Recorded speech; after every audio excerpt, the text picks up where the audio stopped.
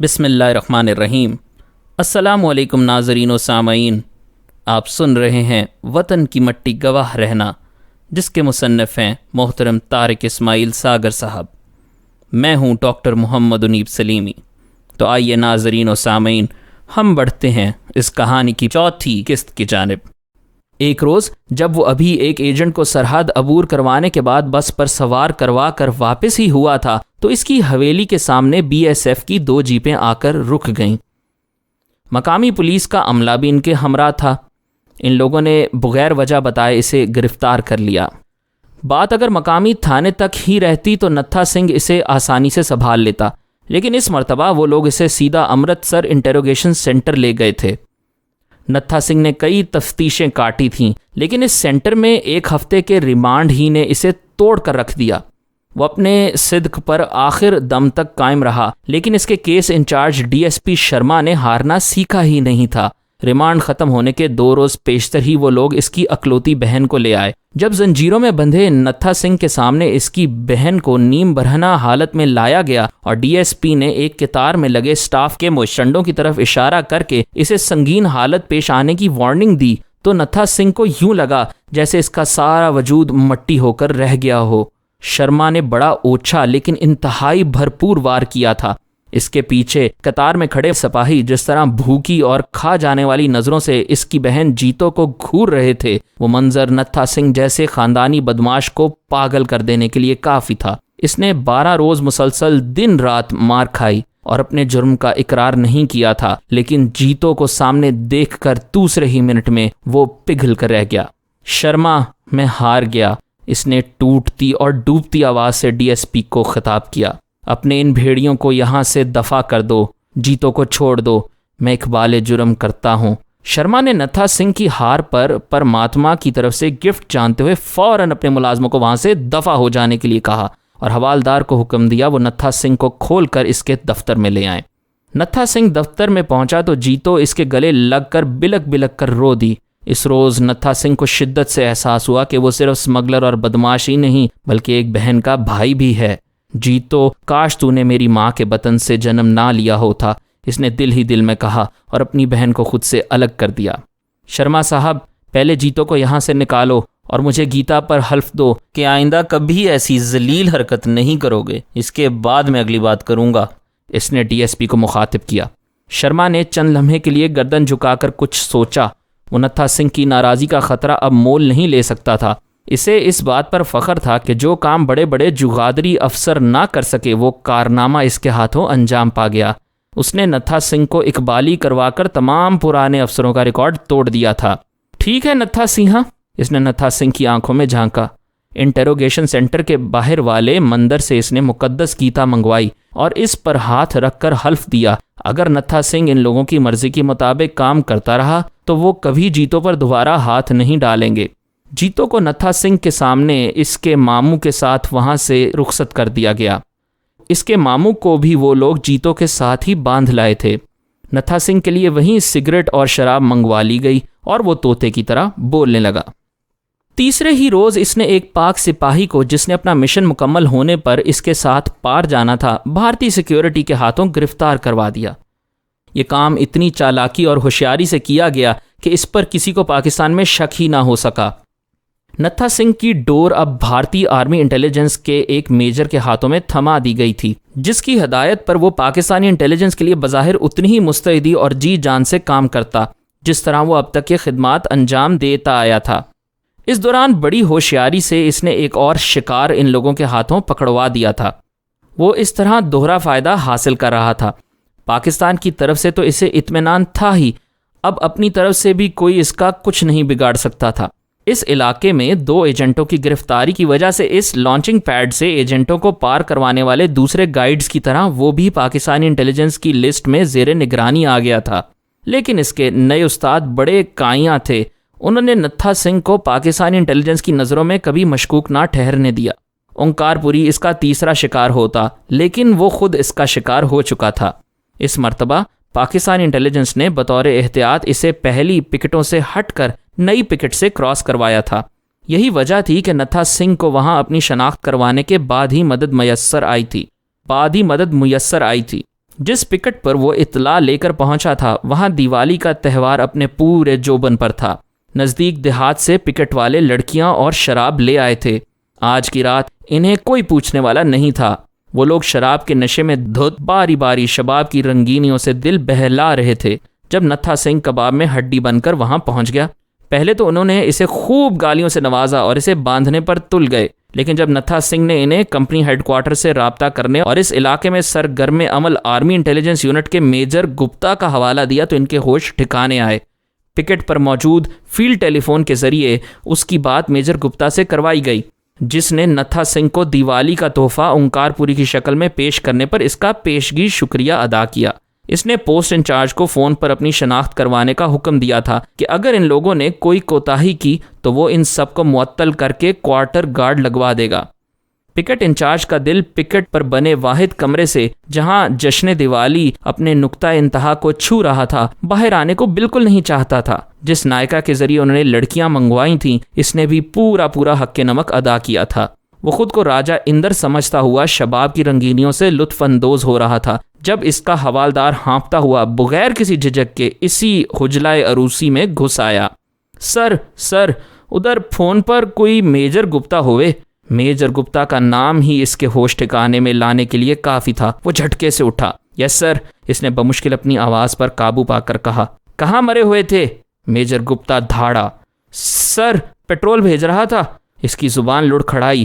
میرا آدمی جیسا کہے ویسے ہی کرو، خبردار شکار ہاتھ سے نکلنے نہ پائے۔ اس نے فون پر ہی پکٹ انچارج کو ہدایت اور احکامات جاری کیے۔ حرام خور، گدھا! اس نے فون نیچے رکھتے ہی میجر گپتا کو بے نقط سنا دیں۔ حوالدار، اس نے ایک طرف کھڑے حوالدار کو بلایا، 2 جوان اس کے ساتھ بھیج دو، خبردار کوئی گڑبڑ نہ ہونے پائے۔ سالوں نے آج ہی مرنا تھا، کمبخت دیوالی کی رات کو بھی چین نہیں لینے دیتے۔ حوالدار کو حکم دے کر وہ بڑبڑاتا ہوا اسی کمرے میں گھس گیا جہاں سے تھوڑی دیر پہلے بادل ناخواستہ اسے اٹھ کر باہر آنا پڑا تھا۔ حوالدار پر بڑی عجیب بپتا آن پڑی تھی۔ اسے سمجھ نہیں آ رہی تھی کہ کس کو نتھا سنگھ کے ساتھ جانے کو تیار کرے۔ وہاں تو پکٹ کے مختلف کونوں خدروں میں جوان دیوالی منا رہے تھے، کچھ دیوالی میں مصروف تھے اور باقی اپنی باری کے منتظر۔ تاہم کسی نہ کسی طرح اس نے 2 سپاہیوں کو تیار کیا اور نتھا سنگھ کے ساتھ بھیج کر دوبارہ دیوالی کی برکتوں سے لطف اندوز ہونے لگا۔ دونوں سپاہی میجر گپتا کے نام سے بخوبی واقف تھے اور اس معاملے کی نزاکت کا بھی انہیں احساس تھا، لیکن نشے کا تھوڑا بہت اثر ابھی باقی تھا۔ نتھا سنگھ کو میجر گپتا کا آدمی جان کر حوالدار نے روانگی سے پہلے 2-4 پیگ چڑھا دیے تھے۔ دونوں سپاہی جب نتھا سنگھ کو پیچھے چھپا کر اس مخصوص برجی کے پاس پہنچے تو وہاں پاکستانی جاسوس کی بجائے سفید کلی کی ہوئی پتھر کی برجی ان کا منہ چڑھا رہی تھی۔ پہلے تو دونوں نے آنکھیں مل کر یقین کرنا چاہا کہ وہ کہیں ابھی تک نشے میں تو نہیں ہیں۔ جل دے گیا سالا، بالآخر ایک کو ہوش آیا۔ کیا مطلب؟ پہلا حیران تھا کہ یہ کس طرح ممکن ہے۔ نکل گیا۔ آؤ ادھر اطلاع کریں، ابھی دور نہیں گیا ہوگا۔ دونوں بڑی افراتفری میں واپس مڑے۔ وہ سیدھے اس جگہ پہنچے جہاں نتھا سنگھ کو بٹھا کر گئے تھے، لیکن یہ کیا؟ نتھا سنگھ بھی غائب، یہ بھی گیا، پہلے کے منہ سے اچانک ہی نکل گیا۔ کیا چکر ہے یار، دونوں ہی غائب؟ دوسرے کو تو بالکل ہی سمجھ نہیں آ رہی تھی۔ آؤ اسے تو دیکھ لیں۔ دونوں نے اپنی اپنی ٹارچیں روشن کر لیں اور لمبی جنگلی گھاس کے سلسلے میں گھس گئے۔ قریباً 15 منٹ کی جان لیوا مغز ماری کے بعد بالآخر انہیں اوندھے منہ گرا نتھا سنگھ نظر آ گیا۔ بڑی تیزی اور بے قراری سے وہ اس سمت لپکے۔ ایک نے ٹارچ پکڑے جھک کر اسے سیدھا کیا۔ کھڑے ہوئے جوان کی ٹارچ جب اس کے چہرے پر پڑی تو دہشت سے اس کی آنکھیں پھٹی کی پھٹی رہ گئیں۔ ٹارچ گھبراہٹ میں اس کے ہاتھ سے نیچے جا گری۔ دوسرے کی حالت بھی غیر ہونے لگی تھی، لیکن اس نے کسی نہ کسی طرح خود کو سنبھالے رکھا۔ 1-2 منٹ تک تو دونوں مبہوت کھڑے رہے، پھر پہلے والے نے جھک کر اپنی ٹارچ اٹھائی اور اسے بجھا کر کھڑا ہو گیا۔ یہ تو مر گیا ہے، اس نے نتھا سنگھ کے دہشت زدہ چہرے کی طرف دیکھے بغیر اپنے ساتھی سے کہا۔ مر گیا، چلو رپورٹ کریں۔ دونوں کا نشہ ہرن ہو چکا تھا، لیکن جب انہوں نے پکٹ پر پہنچ کر ہانپتے ہوئے خوف زدہ اور سہمے ہوئے لہجے میں حوالدار کو صورتحال سے آگاہ کیا تو اس نے یہی سمجھا کہ دونوں نشے کی حالت میں ہیں، لیکن جب وہ قسمیں کھانے لگے تو حوالدار کو بھی اپنا نشہ ہرن ہوتا دکھائی دیا۔ صورتحال کی سنگینی کے احساس نے اسے لرزا کر رکھ دیا۔ وہ تمام احتیاطیں بالائے طاق رکھ کر ایک مرتبہ پھر دونوں کو لے کر اسی کمرے میں جا گھسا جہاں پکٹ کمانڈر دادے عیش دے رہا تھا۔ دوسری دفعہ کی مداخلت نے پکٹ کمانڈر کا پارا آسمان پر چڑھا دیا۔ اپنی دانست میں وہ اسے مارنے کے لیے اٹھا تھا، لیکن حوالدار نے ہاتھ کے اشارے سے اس انداز سے روکا کہ پکٹ کمانڈر کو واقعی سیریس ہونا پڑا۔ پہلے اس کی بات سن لیں مہاراج جی، حوالدار بولا، اور دونوں اس کے اشارے پر اسی طرح چل پڑے جیسے کسی نے ریڈیو کا سوئچ آن کر دیا ہو۔ کیا بک رہے ہو؟ پکٹ کمانڈر کو مکمل ہوش آ گیا۔ چلو میں آیا، کہہ کر اس نے افراتفری میں اپنی وردی پہننا شروع کر دی۔ پاکستانی جاسوس کے فرار اور نتھا سنگھ کی اس کے ہاتھوں موت کی خبر اس سرحدی پوسٹ پر بجلی بن کر گری تھی۔ دیوالی کی رات ان کے لیے قیامت کی رات بن گئی تھی۔ میجر گپتا کو اس سانحے سے باخبر کرنے سے پہلے پکٹ کمانڈر نے تمام جوانوں کو فال ان کر لیا۔ انہوں نے شراب کے بلیڈر غائب کر دیے، عورتوں کو افراتفری میں خفیہ راستوں سے گاؤں کی طرف بھگا دیا اور سہمے سہمے اپنی ڈیوٹی پر مستعد ہو گئے۔ خوفزدہ پوسٹ انچارج نے کانپتے ہاتھوں سے سلسلہ میجر گپتا سے قائم کیا تھا۔ سر وہ نکل گیا جی، وہ نکل گیا۔ اس کی حالت غیر ہو رہی تھی۔ کیا بکتے ہو باسٹرڈ؟ میجر گپتا اتنے زور سے فون پر چیخا کہ پکٹ کمانڈر کو اپنے کان کا پردہ پھٹتا ہوا محسوس ہوا۔ نتھا سنگھ کہاں ہے؟ اس نے پکٹ انچارج کو گالیاں دیتے ہوئے پوچھا۔ وہ اسے بھی جاتے جاتے ایک گلا گھونٹ کر۔ اس کی بات نامکمل ہی تھی کہ میجر کی زبان بے دریغ چل پڑی۔ وہ جنونیوں کی طرح فون پر دھاڑتے ہوئے اسے گالیاں دے رہا تھا۔ میں تم سب کو شوٹ کر دوں گا۔ اس کے منہ سے غصے کی حالت میں کوئی ڈھنگ کی بات بھی نہیں نکل رہی تھی۔ فوراً سارے علاقے کو گھیرے میں لے لو، سرحد کی طرف بھاگو۔ اس نے پھر گالیوں کا سلسلہ وہیں سے جوڑ لیا جہاں سے ٹوٹا تھا۔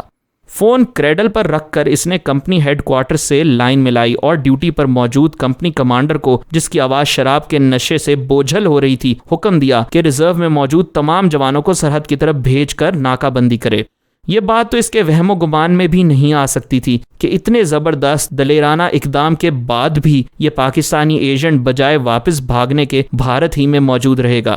وہ بالآخر آرمی انٹیلیجنس کا میجر تھا۔ اس امکان کو بھی اس نے نظر میں رکھا تھا اور احتیاطاً کچھ جوانوں کی ڈیوٹی ادھر بھی لگا دی۔ خود بڑی تیزی سے جیپ چلاتا ہوا اپنے اردلی کے ساتھ ڈھولن وال پکٹ کی طرف اڑا چلا جا رہا تھا۔ بی ایس ایف کے کمپنی ہیڈ کوارٹر سے شراب کے نشے میں دھت سپاہی اور چھوٹے افسر میجر گپتا کو گالیاں دیتے بادل ناخواستہ وردیاں پہن کر اپنی رائفلیں سنبھالے ٹرکوں اور جیپوں میں سوار ہو رہے تھے۔ میجر گپتا جب سے اس علاقے میں انٹیلیجنس ڈیوٹی پر آیا تھا، اس نے ان لوگوں کو نچا رکھا تھا۔ عام حالات میں بھی وہ ان کی جان کو آیا رہتا تھا، جبکہ آج تو ظالم نے انتہا ہی کر دی تھی۔ اس نے بے چارے ملازموں کی دیوالی کو بالکل بدمزہ کر دیا تھا۔ ڈاک بنگلے کی میز پر پھیلا نیلے رنگ کا نقشہ اس کی آنکھوں کے سامنے پھیلتا چلا گیا۔ کرنل صاحب کی انگلی ڈھولن وال اور اس کے گرد گرد مختلف مقامات پر لگے سرخ دائروں پر یکے بعد دیگرے بجتی اور اٹھتی چلی گئی۔ اس علاقے کے چپے چپے کو نقشے کی مدد سے انہوں نے خان کے ذہن میں نقش کر دیا تھا، لیکن رات کے اس عالم میں جب کوئی سمت کی بھی صحیح طور پر نشاندہی نہیں کر سکتا تھا، وہ کوئی بھی اندازہ لگانے سے قاصر تھا۔ رات ٹوٹ ٹوٹ کر وقت کی گود میں گر رہی تھی۔ آسمان کھلنے لگا تھا، بادلوں کے ٹکڑے پھیل کر تحلیل ہونے لگے تھے، تارے اب ایک ایک کر کے نمایاں ہو رہے تھے اور خان اپنے ٹریننگ کلاس روم میں پہنچ گیا۔ یہ قطبین ہیں، 2 ستارے، بس انہی سے رہنمائی حاصل کرنی ہے تم نے۔ صدیوں سے یہ راستہ دکھاتے چلے آ رہے ہیں قافلوں کو، اور یہ جو دمدار سا ستارہ پہلی قطبین کے نیچے نظر آ رہا ہے نا، اسے ہمیشہ اپنے بائیں کندھے پر رکھ کر اپنی سمت کا تعین کرنا۔ بائیں کندھے پر رکھو گے تو بھارت پہنچ جاؤ گے اور دائیں پر پاکستان۔ آنکھوں پر موٹے شیشے کی اینک جمائے ایک ڈھلتی عمر کا پروفیسر اس سے مخاطب تھا، اور خان کی نظریں اس وقت آسمان میں ان قطبین کو تلاش کر رہی تھیں۔ پھر اسے یاد آ گیا کہ قطبین تو رات 2 بجے کے بعد نمودار ہوں گے، تب تک اسے بہرحال ایک درست اندازہ قائم کر کے سفر اختیار کرنا تھا۔ اس کا رخ ڈھولن وال کی طرف تھا۔ اگر وہ چاہتا تو بآسانی نتھا سنگھ کو مار کر واپس پاکستان چلا جاتا اور اگلے روز کسی دوسرے لانچنگ پیڈ سے اسے سرحد عبور کروا دی جاتی، لیکن اس کی غیرت کو یہ واپسی گوارا نہ تھی۔ خان نے اس بات کا بھی خاص خیال رکھا تھا کہ وہ ڈھولن وال سے مناسب فاصلہ برقرار رکھتے ہوئے آگے نکل جائے۔ اسے بتایا گیا تھا کہ اس کے بعد اسے ایک نہر عبور کرنا ہوگی۔ اب جنگلی گھاس کا سلسلہ قریباً ختم ہو چکا تھا اور وہ کھیتوں اور ان کے کنارے لگائے گئے درختوں کی آڑ میں کافی سنبھل کر قدم اٹھاتا آگے بڑھ رہا تھا۔ وہ جانتا تھا کہ ناکا عموماً کسی جھاڑی کے نزدیک کسی درخت کے نیچے لگایا جاتا ہے، کیونکہ ناکا لگانے والے بھی جانتے ہیں کہ ان کا شکار اسی طرف آئے گا۔ گاؤں کے باہر نظر آتی روشنیاں مدھم پڑتے پڑتے اب ماند پڑ گئی تھیں اور شاید لوگ تھک ہار کر سو گئے تھے۔ یہ بات تو خان سمجھتا تھا کہ اگر اب کوئی ان کے گھروں کے باہر ڈھول بھی پیٹنا شروع کر دے تو وہ لوگ جاگیں گے نہیں، کیونکہ وہ شراب اور تھکاوٹ کے مشترکہ شکار ہو کر گھوڑے بیچ کر سو رہے تھے۔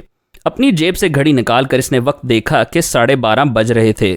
گاؤں کے گرد ایک لمبا چکر کاٹ کر وہ اپنی سمت اندازے سے صحیح رکھ کر چل رہا تھا۔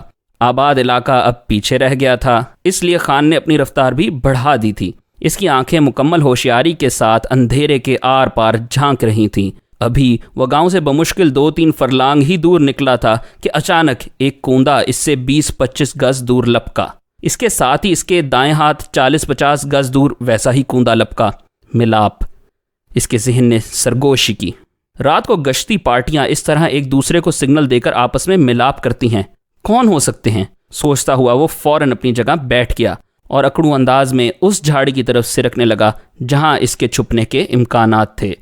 اس کے جھاڑی کے نزدیک پہنچتے تک ایسے مزید کئی کوندے لپکے تھے۔ خان نے اندازہ لگا لیا تھا کہ یہ جو کوئی بھی ہیں کسی باقاعدہ فوج کا حصہ نہیں۔ پھر اس نے سوچا اگر یہ BSF نہیں تو کون ہیں؟